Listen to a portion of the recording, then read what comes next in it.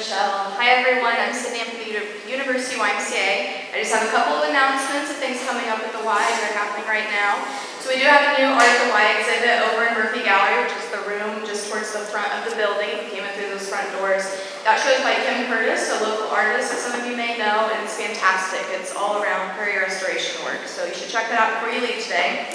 And my last announcement is that we have a Bailey Scholarship Program, and if you are a student taking unpaid internships at other nonprofits or in the public sector, we have an award that can support that work for you, whether it's part-time internship or full-time. Those applications are on our website, and you can go to universityymca.org, you can find it on there, and the applications are due on April 30th. And with that, I'm going to hand it over to Rebecca. Hi everyone. Hi, happy International Women's Day, March 8th. So we're celebrating early. And before I introduce our panelists, which we're really excited to hear from today, I want to give a bit of context. And just basically, I'm colleagues with Sydney and Michelle, and I work at International Education. It's an office in Student Affairs, so we serve all students, and the main goal of my office is to connect international students with domestic students to explore intercultural experiences and learn more about each other through global engagement programs. So if you want to learn more about that, you can check out our table outside as you leave. But to kind of contextualize the day, what are we celebrating? International Women's Day began as a labor movement and evolved into an annual event recognized by the United Nations. In 1908, 15,000 women marched through New York City demanding shorter working hours, better pay, and the right to vote. At the International Conference of Working Women in Copenhagen in 1910, Clara Zetkin, a German advocate for women's rights, suggested the creation of a day for women around the world to press for their rights. International Women's Day was first celebrated in 1911 in Austria, Denmark, Germany, and Switzerland. And in 1975, the United Nations began celebrating the day to recognize the social, economic, cultural, and political achievements of women and girls. And it is now formalized every year, March 8th, and celebrated around the globe in many different ways. And we will want to hear from you in the audience after the panel shares, maybe some ways you've celebrated IWD in the past or something that, relates for that day. So that's why we're here today, celebrating these achievements. And now I'm going to let this panel introduce themselves, and we'll start exploring this idea of collective flourishing.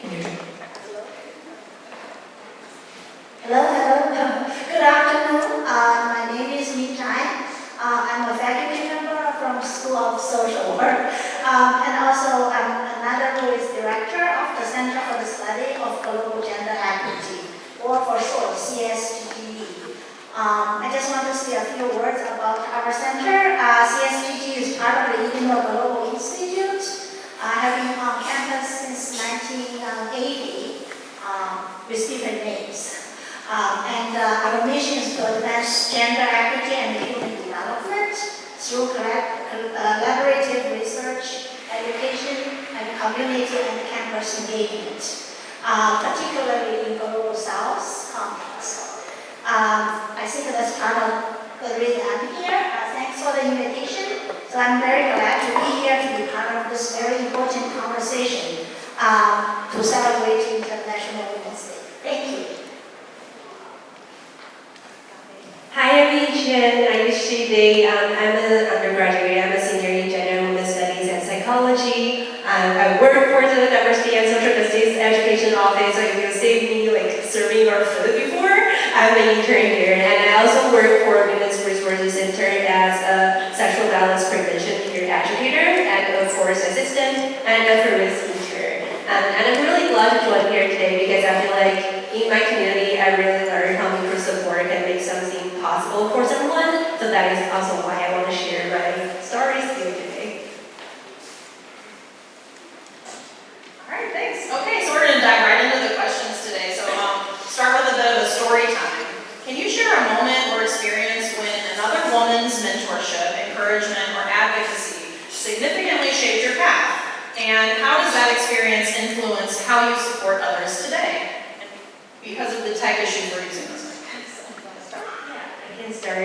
I feel like when I first read this question, it's really hard for me to think of like a single moment. I think about a lot of moments, like how, because I really work with women and queer folks, I've seen a lot of moments how people show up for me and how people create a safe space for me to make a mistake and still be respected.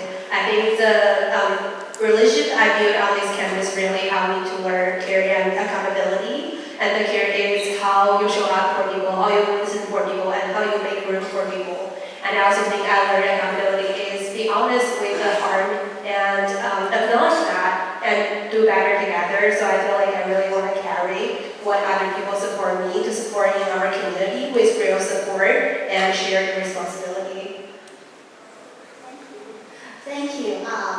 So I want to share a kind of old story. When I was a graduate student at Washington University in St. Louis, I had the opportunity to work with Dr. Sandy. Actually, her mentorship really had a lasting impact on me. So she was very generous, caring, human, and she treated graduate students not just as students, but as her future colleagues. So with the layers of protection, respect, and trust. So her warmth and positive attitudes were a steady source of encouragement, especially during times when difficult things happen. So I just want to give you one example. When I had my first baby, so during my last year of study, so I was certainly very overwhelmed as a new mom and also my dissertation. So she shared with me her own experience of how to juggle, different responsibilities, and provide me with a great deal of encouragement and also a lot of flexibility as my professor. So I don't know if I ever reached her high standard, but for sure I have been trying ever since in my work with graduate students. Thank you. Thank you. So first of all, to frame things, seeking mentorship from women is a big motivating factor for me my entire life. My mother passed away when I was younger, so that's always been how I've been trying to find direction. And the example I thought is an example of mentorship, but also sponsorship, which is also an idea to consider. So when I was in college, I was overly involved, and then as student government president, I was working with our dean of students to navigate student administrative tensions regarding interfaith work, which clearly doesn't happen anymore. And I felt there was a situation where the staff and the students just were not going to even sit in a room together. So the dean of students had a lot of trust in me, and she asked me to mediate the first meeting to get them kind of on the same page. And I thought that was a really good example of mentorships. Like, she helped me prep on how to do it, but also sponsorship, because there was a lot of pushback for the idea of having a student be this mediator, and she used her authority and power to force people to trust me too, who are not going to. So this idea of that is how I support other women, in that whenever I have power or authority, using that to force others to trust other women as well. I think for me it's kind of hard to pinpoint exactly which one person affected my whole entire life, because I think when I think about a woman in my life, I think about who has set me on the path I am now. So I guess if we're thinking about little stories, I would like to share with you my high school art teacher who made space for me, who listened to me, who really valued what I had to express out of myself, even if it may be as silly as this character or this random story I made. And I think having her listen to me, having her hold that space for me to be myself, really kind of shaped how I want to be for other people as well. Because if I'm able to be someone who is able to listen, who is able to really connect with someone else on that fundamental level of this is just who you are, and I love that. Then I think that's how you could see that experience reflected in me. Awesome, thanks. We got 2 mics, so you guys can just keep hanging on to that. Yeah, I just definitely thinking of women who really made a difference in my life. I hope you guys all have someone in your head too who inspired you and helped in a similar way. Thank you for sharing those stories. So, and the next question, in spaces, whether it's the academic world, the professional world, or whatever, often, success is framed in a competitive context, right? But if we think of this in another way, how have you intentionally chosen collaboration over competition? And what has that shift made possible for you? Okay, it's me. So the example I'll share is prior to working in higher education. I'm from St. Louis. And I was working in local government for, it was a city-county collaboration, the St. Louis Economic Development Partnership. And as a public entity, there were a lot of egos,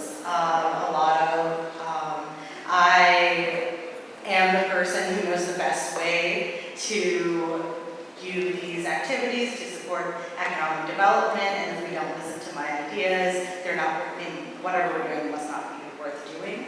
And in those situations, it's a wild first job.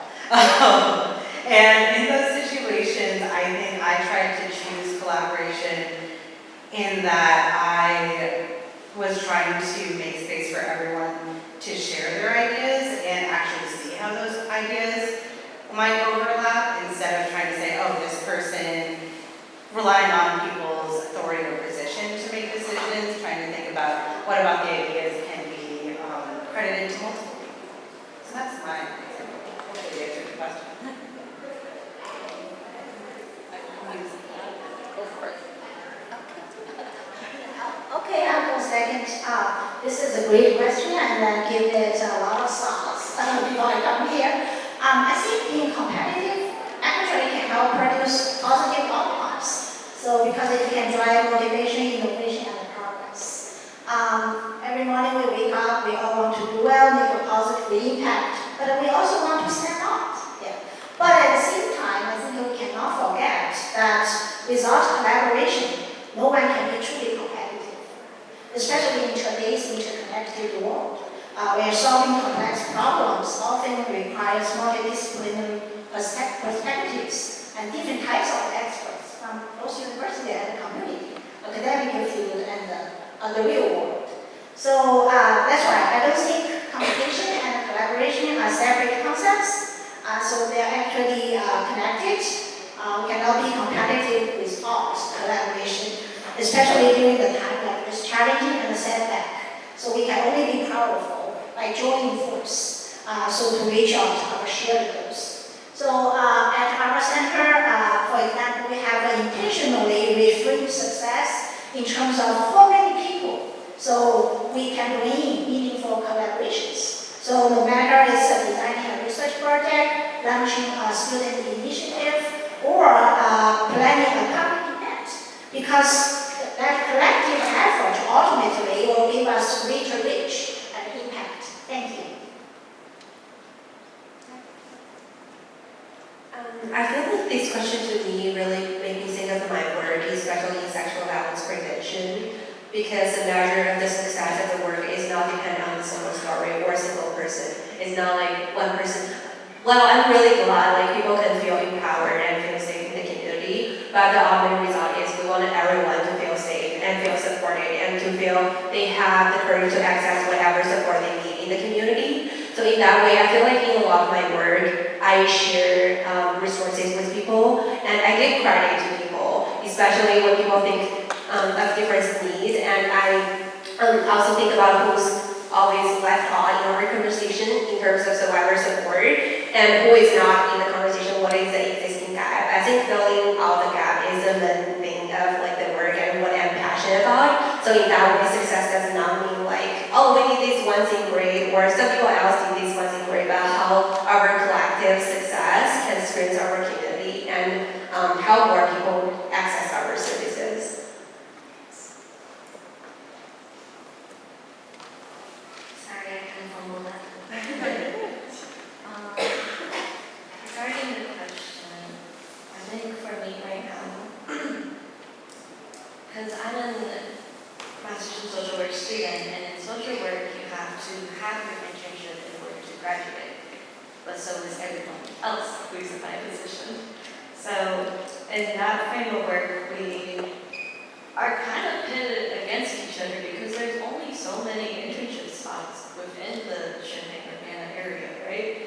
But instead of choosing to turn on each other, I think it's even more wonderful that in those times of scarcity, we turn to one another to be better. And I think even in times where we are kind of stationed to be pitted one another, it's encouraging to me how we can reach out beyond that. We can unite as a community despite that difficulty and really show each other how we're not alone in what we're going through. Because even though the experience is the same, where, oh my God, I'm running out of time, I don't know what to do, there's only one internship spot left, instead of being like, oh, they're not good enough. No, we are good enough. We're all good enough. And that constant reminder of, oh, it's not the end of the world. Let's find something else together. Let's pitch in. Let's all band together. Even if I got my internship, I'm safe, but you're not. I'm still going to go out there and help you find where you need to be. And I think that's something really powerful, especially since when something is the weight of your entire world, you can't shoulder it off alone. So, I feel like I shift to be intentional about reaching out, being intentional about the unity of our community has made everything possible for everyone involved. Thank you. Those are such great examples. I'm sure all the students here understand, no matter your major, you understand the pressure of securing that internship and that job, and it does feel like you're competing. So I think that's a great illustration of how you should come together, show support, show up for each other. I think that's a great transition to our next question. How can people, any of us, or how have you created cultures of community care? And so, especially during times of burnout, transition, or challenge.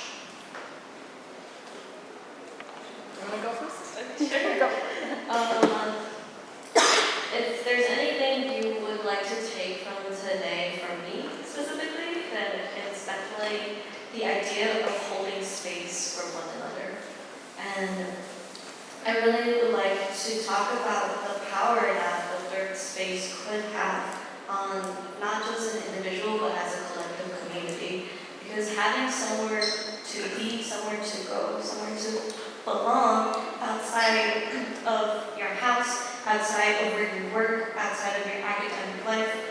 That's really important.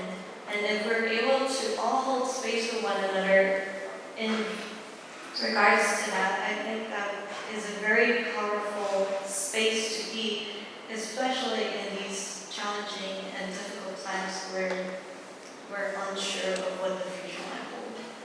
So it's really just about having that space. Even spaces like this is very powerful and important.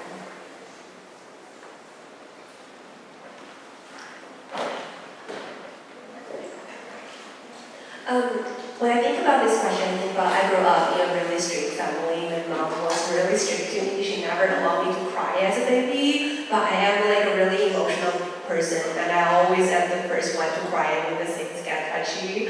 And I feel like one important thing I think is to take serious of people's vulnerability, especially in a society that don't always give us permission to slow down or to grieve. It's important to take people's vulnerability and precarity seriously and to honor it, to cherish it. Instead of just letting it go and passing people through their grave, we need to make space for that and give people resources they need to healing from generational traumas they have experienced. And one other thing I think is, like probably in our community, is to make boundary and care normal. If it's okay if you need to step down in a row to take care of yourself, to take time to breathe, or to support your family and friends.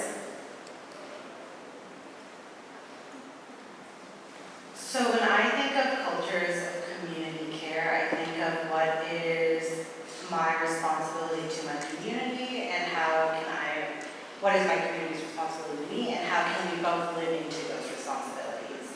As I mentioned before, I grew up in a single parent household, which really takes a community to do that.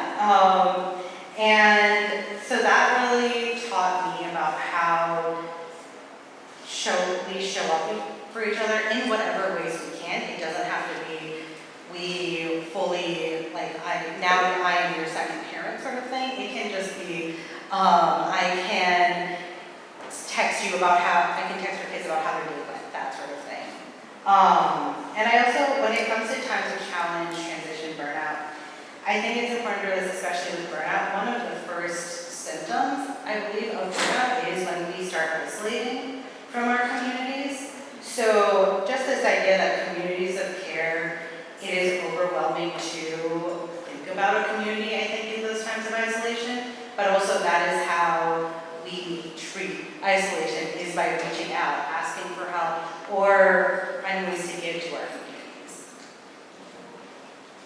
Thank you. I think I totally agree with what has been said. I think you might know that staying connected is most important in this environment.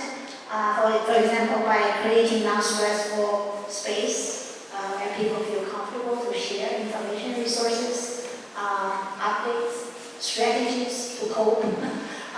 So all celebrate with small wins. Okay. Yeah. At our center, for example, we hold regular meetings with faculty, affiliates, and students. And our graduate students also organize bi-weekly reading and writing clubs. Plus, our associate director, Nina Kaiser, she just left, I think. She always makes sure we have yummy refreshments so available during all these activities. So I think these are very great and a fun way to stay connected, to have a culture of community care. The other quick point I want to mention is, in this environment, resources are being reduced, limited. So many of us are more increased workload. So we need to have a sense of shared responsibility, reaching out for support, leaning a helping hand to each other, and being flexible. That's very important. Thank you. Yeah, so I often think of community like a living organism and a complex that, there's all these different pieces that can be cared for, and there's no one solution, right? There's no one, and we all have different roles to play within that community, so thank you. two questions. So what are tangible ways we can open doors for others, particularly those whose voices are often marginalized or overlooked? What tangible ways do you open doors for others? I can start. So this is a question I think about power, because no one is inherently marginalized or overlooked. Someone is marginalizing you or overlooking you. So the way you open doors is by confronting the people doing the marginalizing or the overlooking. And if we are unable to or uncomfortable with doing that, then we need to think about why we are doing it. And so there is some external work with the systems that we're in, but there's also internal work about what is stopping us and being like okay or changing that about ourselves. Okay, I can go. It's a good connection. Again, I totally agree with what Joy just said. With my experience, I also come to believe that representation of diverse groups in the decision-making process is critically important for opening doors, particularly for those whose voices are often overlooked. Equally important, I think, is providing access to resources. For example, whether it's tangible research fellowships for students, research awards for students, or intangible, such as emotional support, trainings, professional development opportunities. I think these two, inclusive representation and meaningful support together, can create pathways to critical opportunities for growth, especially for those who may otherwise have limited access to these opportunities. I also want to give a couple of examples from my work with the center in the last 1.5 years. So conducting research in this environment, conducting research on gender equity in this environment is very challenging, especially in the global context.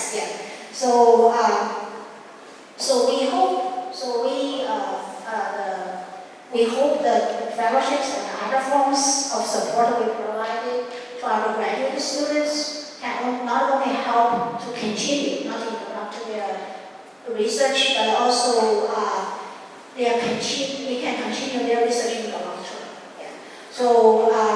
In doing so, we hope these opportunities can help open doors to their future careers, carry on this important work. I also want to see the final few words is our center is partially the ITI Illinois Global Institute. I mentioned that. So in this challenging environment, because the resources funding support is really reduced, so we really join force to support, especially support our students. Yes. So we use some savings, we use some money from the LAS and the provost office. So our priority is to provide different forms of support to our students. For example, this summer we will provide about 16 research travel programs for the students, and also the language fellowships. I think these two are very important. Thank you.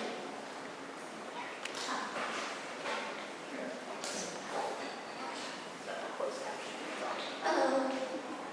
Okay. I guess I can go next. I think this question is kind of like the biggest question of the century. This is something I also encounter with my line of work in the Exclusive Arts Initiative, because we make a point to invite people from all walks of life, all diversity, all inclusion, but at the same time, someone will come up to me and ask, well, how do we truly curate a space where we invite people to be vulnerable with what makes them different, but at the same time able to unite us as a community together? That the differences is what unites us as a whole. And it's a tough question, and honestly, I don't really have an answer for that as well. But for what I'm trying to do for myself is to listen, to befriend. And when I say listen, I mean intentionally go out of my way to be in spaces where I may be uncomfortable, or I may be like, oh, I don't really want to do this.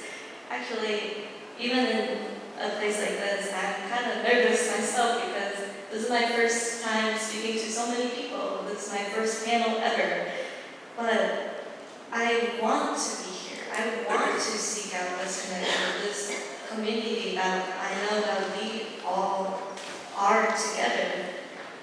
And so I think regarding tangible ways to open doors for others, it really is just to seek out those places where maybe you haven't been before, somewhere new, somewhere different, and just be there, listen, and participate.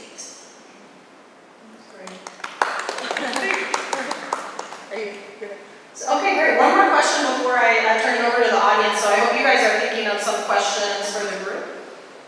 Oh, she said she's up. She passed. Yeah. Oh, yeah. Thanks so for checking.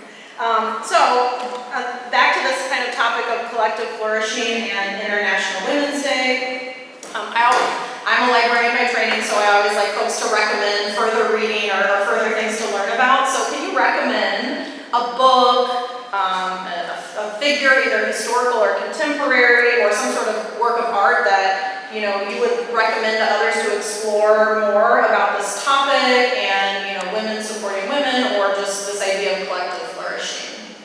Yeah, so if that's okay, actually, I would like to recommend the book called The Second Shift, Working Families and the Resolution at Home. I don't know how many of you have read that, by Arlie Russell Hochschild. So actually, this is a landmark 1989 sociology book that coined the term second shift. Yeah. So to describe the unpaid housework and child care, both physically and emotionally, that many women perform at home in addition to their paid employment through interviews of dual career families. So the book calls for collective awareness and structural support to advance gender equity in the division of labor within household. I can share. I have my favorite book from last year. It's called Healing Justice by Kara. And I think that's important because it mentioned how healing is not personal but political. Especially I think with today's topic, when we are working for women's rights, we're not only working for women's rights, we're also working for immigrants' rights, trans rights, people of color's rights, and disability rights, and for people who are pushed on margins because generational traumas. So I think that book is a really good starting point to think about how healing can be collective and how you can make space for people to feel cared and feel loved.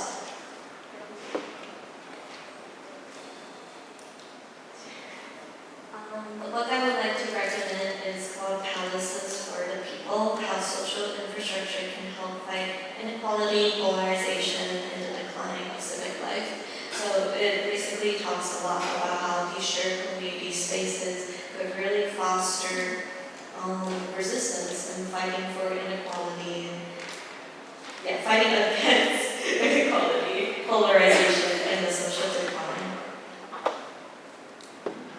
I'm very much influenced by Adrienne Maree Brown's work and American strategy. If you listen to anything by Adrienne Maree Brown, she's very influenced by post-apocalyptic fiction and zombie movies. Because in the apocalypse, you need to know how you're going to show up with other people when the world's falling apart. And be someone people want to show up for.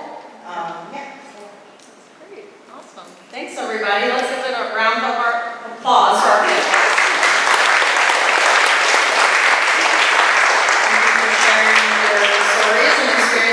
It's definitely inspiring. Does anyone in the audience have a question for the panelists that you want to explore further, or do you have an International Women's Day tradition that you want to share with us?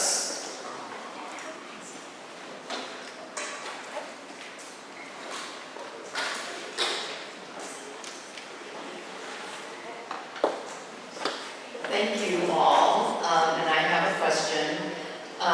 This is probably directed more, I'm sorry, I don't remember your name, the woman in the blue shirt, because you're a little bit older. Yeah. Yes. I'm older too.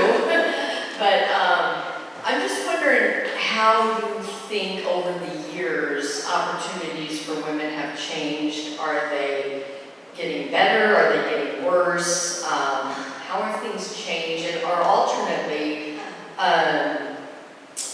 what do you think some of the challenges facing women graduating from college today are too? Thank you. Yes, thank you. I'm me. Yeah, so yes, when I saw the panel's name, I said, yes, I need to share my older person's wisdom.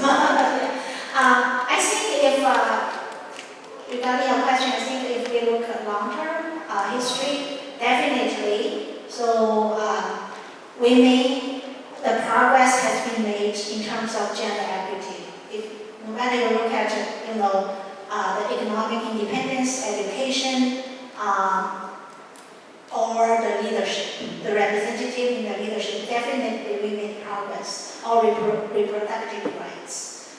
So if you compare it to 100 years ago, for example, but definitely this time, as we all know, I think it is a setback in history, yeah. So, but the setback always happens, yes. So history always have ups and downs. Yes, we have setback. For example, as an example, like I mentioned, also the book I recommended about unpaid labor, right? The maternal leave policy, especially in this country, is not that welcome. Yeah, so it's not very helpful for women to have paid job and also have a second shift at home. Yes. What's your second part of the question? The women student. Yes. Yeah, the other Yes. side, the other Yeah. too, about challenges Challenges. facing graduating. Yeah. I think I always believe, because my research area from social work training is poverty related. My specific research area is more like economic mobility through generations. So that's why I'm always, I look at things through that lens. I think the challenging is structural. It's very structural, so we need to advocate for policy change. I think the most challenging in terms of female students in finishing college is the economic barriers, one of the biggest challenges. If you look at the student loans, yes, maybe not only for women, but for everybody, but the minorities and the women share the higher proportions of their income to pay for the education. Yeah, so they share the higher sense of burden. Also emotionally, there is some research about this, not just money-wise, but emotional-wise. I think this is one of the biggest barrier for our students, female students who finish college. Thank you. I can also share, I was looking for jobs and I actually started my job here in 2022. And I was looking for jobs in Missouri and in Illinois, and the day I actually got my job offer here is the day that the Roe v. Wade fell. So it's just, I think there were suddenly very different things I had to consider in my job search, which were, okay, which states do I have more rights than others? How does that affect the medical care that I have access to, or the medical advice? So I think there are, for students who are going and looking for jobs, I think there are very different considerations than 5 years ago you would think about when you're looking for a job. I have a question for the panel, if that's okay.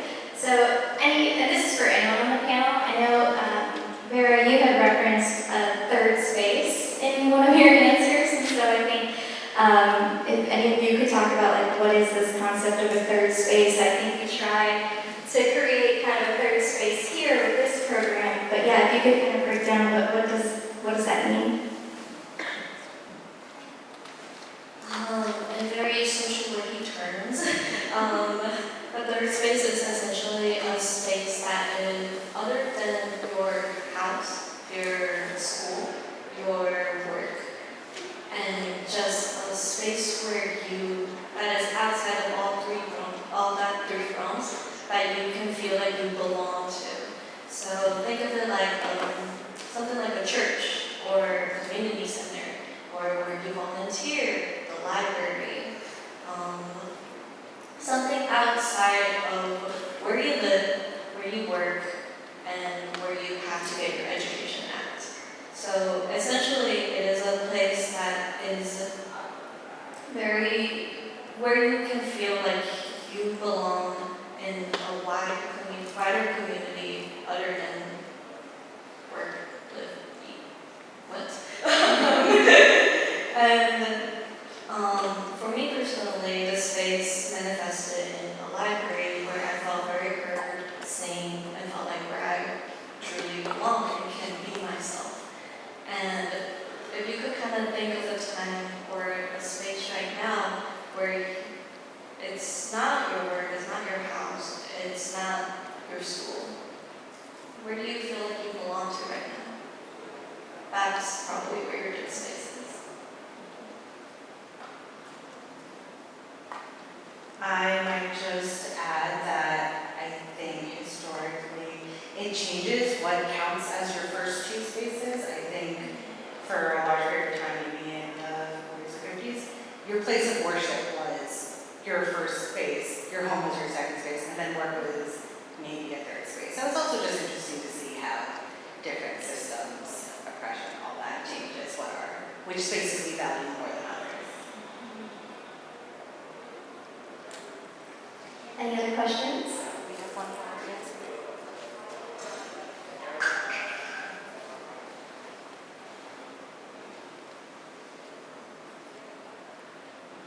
Well, I'm taking a guess that you guys are from like Asian, Southern Asian, and type of Asian. I know you guys are more on the social and humanities track. How did you I know culturally, like you kind of grow up like you need STEM, right? You need to take that track. What was the decision you made to pivot into more of the humanities and social track rather than more STEM? Because STEM has like the assurance of like financial stability and stuff like that. But you guys kind of take a risk on going into humanities.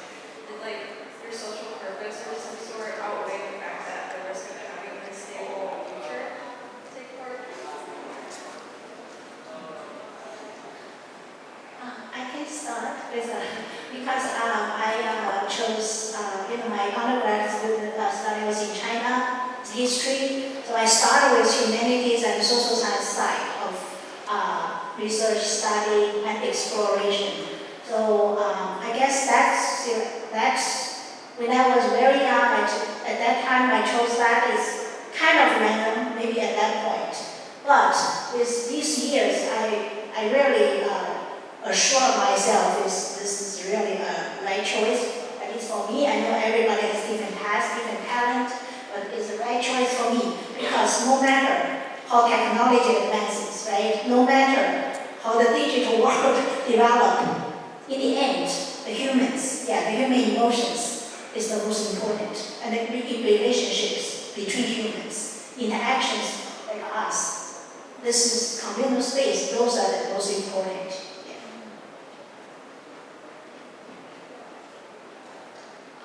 For me, I also had my parents say, you should become a doctor.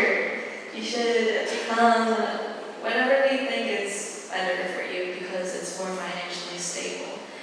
And I did struggle with that, especially coming from a background as an artist. They would be like, well, this is great and all, but does this feed you? And so it's kind of that juggle of like, okay, I know what they say is because they're worried about me. They want me to be financially stable in life. At the same time, I am going to, this is my life, and this is how I want to live for myself. Because I went into social work primarily because I wanted to help people. I really value the relationship I have with people. And that is what fuels me, that is what wakes me up every day, that is what I look forward to. Every time I step out into or step into the school and be like, this is why I wanted to be here. This is where I belong. So it's not necessarily like I hate STEM and whoa, it's more so just I found where I wanted to go in my life. And that's the path I was willing to take, even if it may not be financially stable, even if my brothers will ask me on Christmas, being like, so what do you do? Even all of that, I would still choose social work and the arts every time. So this is an interesting question for me. I actually studied political science and mathematics in college, and one of my first jobs in local government in an interview, I said, oh yeah, I studied political science, and they were like, why did you do that? And I started talking about, oh, I'm interested in like different communities, how different countries run, and they were like, no, I didn't think Indians, I thought Indians only studied business or medicine, and that was an interview. As there's South Asians do not have political systems. Anyway, I think the idea that, one, I think people should have, in the same way we should be valuing humanities, social sciences, and STEM, these are all different types of thinking, and they're all important, and everyone should have experience in learning in all of the things. I think the idea, similar to, or maybe building off of this point, the idea that STEM fields are somehow more financially stable is a narrative someone's trying to feed us, and I don't know, tech industry goes through layoffs. As you were mentioning, AI is replacing jobs, like, I don't know, I think there is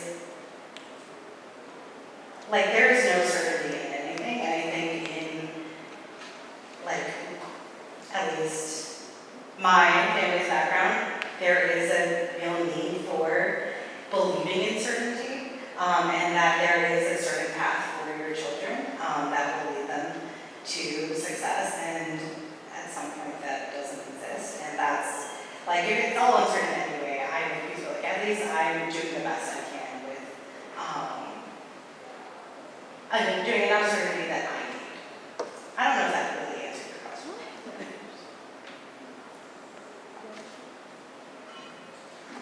I think I can totally relate to that question because I'm also an undergraduate and work on multiple jobs on campus. But I feel like that also makes me think about what social science really brought to me. I'm a senior in gender and women's studies, and I'm so proud of that. I told everyone you should take a gender and women's studies class because that is where I feel seen, I feel valued, and my experience is valid. I think the thing with this experience is I'm confident in doing whatever. Like, even I'm not enough in social science, the knowledge and the skills and the relationship I build within the gender and women's studies department prepare me to do whatever in the future. And that's important because that's not just like, I don't feel like that's not like just knowledge, but that's like how do you respect people in your work relationship and how can you build community with people around. And I think that's important in whatever kind of job you will end up with.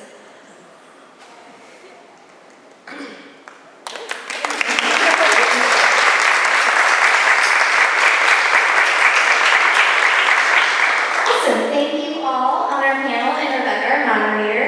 I think as we, wrap up in thinking about International Women's Day and, what International Women's Day asks us to do is to critically examine and question a lot of these structures you all mentioned that were built and are maintained to privilege some or oppress others, and what does it look like to work towards gender equity, and what strides have we made, what steps have we maybe taken back when it comes to some of these things, but it helps us to kind of think about that and how do we support one another, I think, through everything we're going through. And so thank you all for sharing your stories, your experiences, and thank you all for dealing with our technology that when it rains it pours and everything wants to go wrong. But it was a pleasure to see you all and have you all, and we will be back March 27th? 27th, March 27th, so we'll see you then, and hopefully you all have a wonderful spring break.